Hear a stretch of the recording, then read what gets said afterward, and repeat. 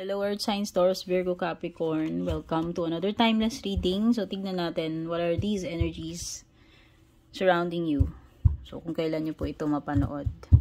By the way, kung hindi pa po kayo nakasubscribe sa aking YouTube, please don't forget to subscribe. And also, don't forget to like and follow my Facebook page regarding personal reading services. All you have to do is send a private message to book or inquire. Okay? And if you are a member ng ating membership sa ating YouTube channel, meron po kayong discount kapag magpapa-personal reading po kayo. Same goes if you are paying a subscription sa aking FB page. So, yung katumbas ng membership sa ating YouTube channel, sa Facebook page naman is subscription. So, parang Netflix, diba? Ayan, may monthly kang binabayaran. No? Pero alam ko parang mas mura yata sa FB. So, ayan. Whether ikaw ay nakasubscribe sa aking FB page or nag-join sa aking membership sa YouTube, may discount po kayo. Speaking of members na ating YouTube channel, shout out, malaking shout out po kay Landring Gunay and Randy Granada. Ayan, yung ating mga members sa ating YouTube channel. At mga ma'am sir na members, ayan, pakita nyo lang yung magparamdam lang kayo sa aking FB page. Kung magpapa-personal reading kayo, may discount po kayo. Okay?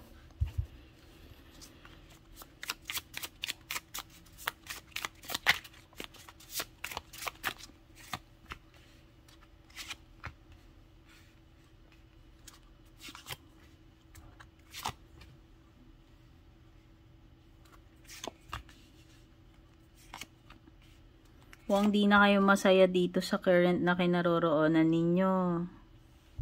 Relationship man ito, trabaho. Okay? You are not happy.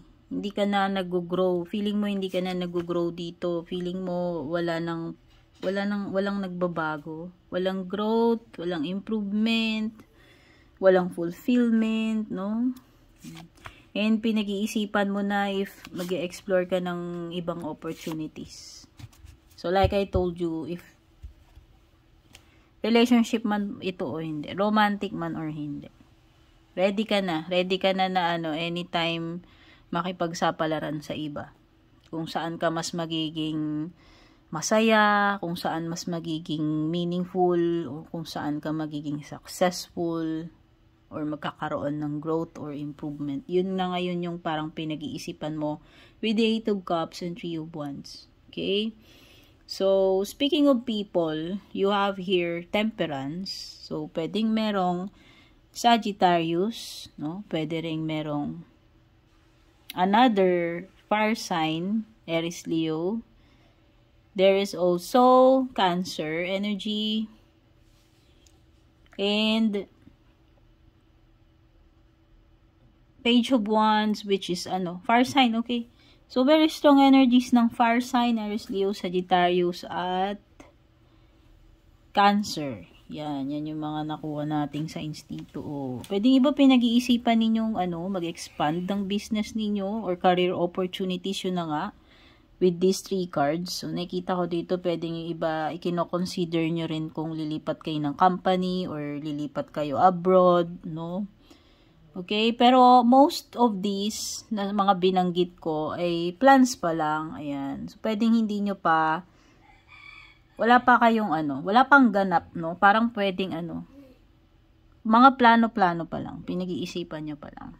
Kumbaga, hindi nyo pa na, naumpisahan. Wala pa kayong nagagawa, kundi puro plans pa lang. Oh? Puro drawing pa lang, in short. Okay?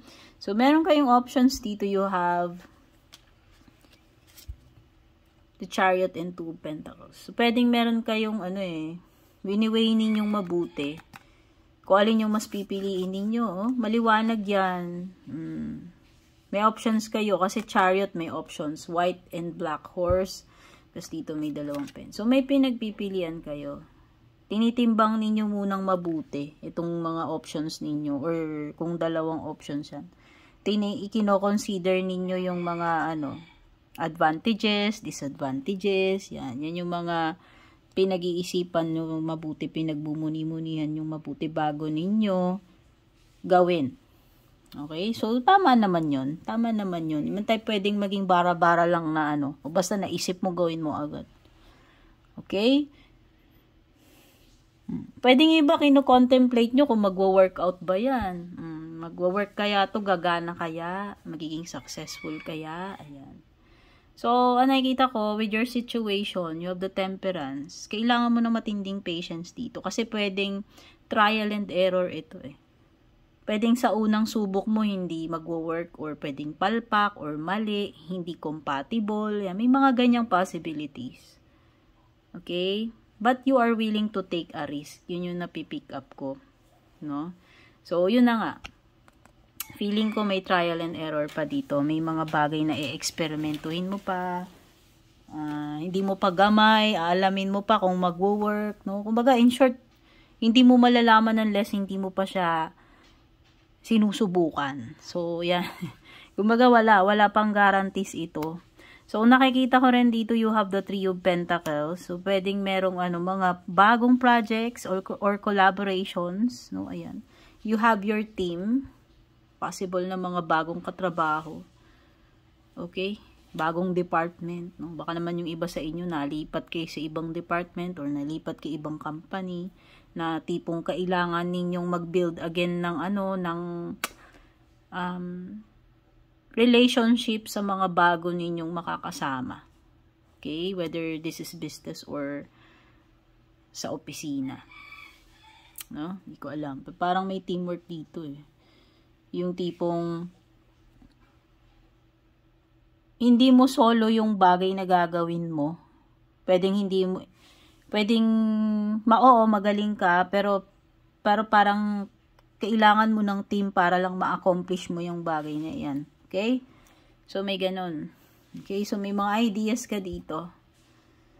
Sabi ko nga, may mga pinag-iisipan ka, di ba? May mga plano ka. Okay?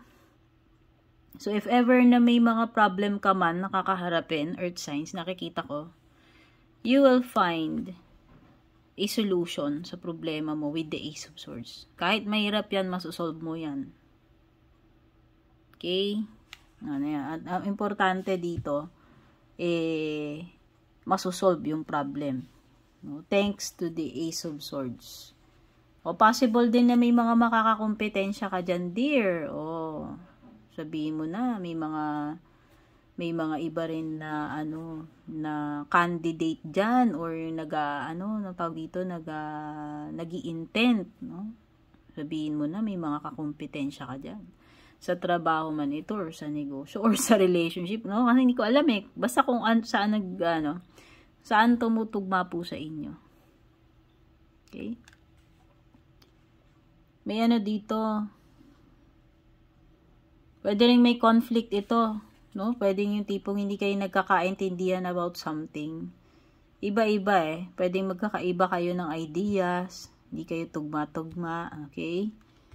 And you have the Page of Wands. So, this is a good news, no?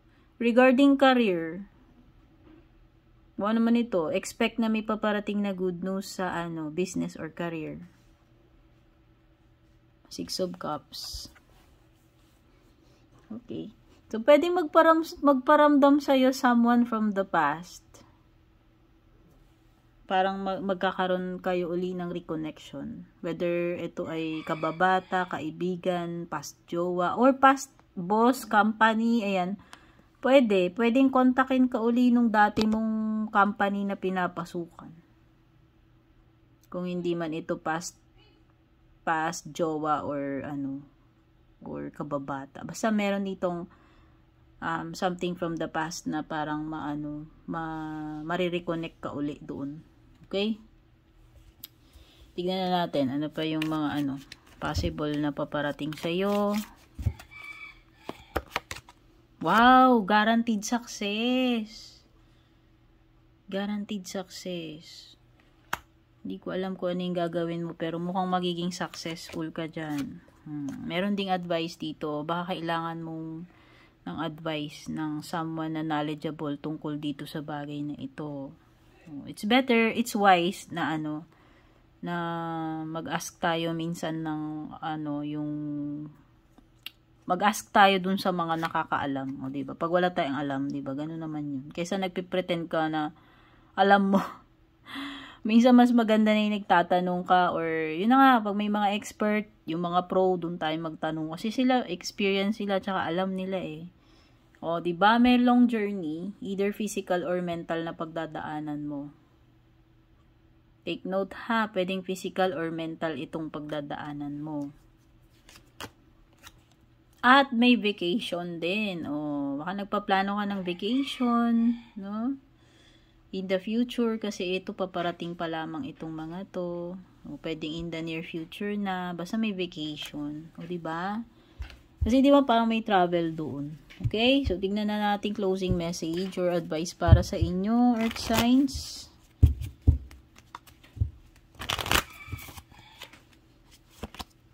Wow, big happy changes, pahabol na maganda, o diba? Umasa ka na magkakaroon ng, take note ha, big and happy changes para sa iyo. Ano pa? Oh, meron ding forgiveness dito, whether ikaw yung hihingi ng tawad or may tao na magsusorry sa iyo. Okay? Kailangan, ang importante dito ay pagkakapatawaran. Okay, so ito yung mga nakuha ko para sa inyo. Don't forget to like and share, Earth signs. Take care, good luck, and God bless.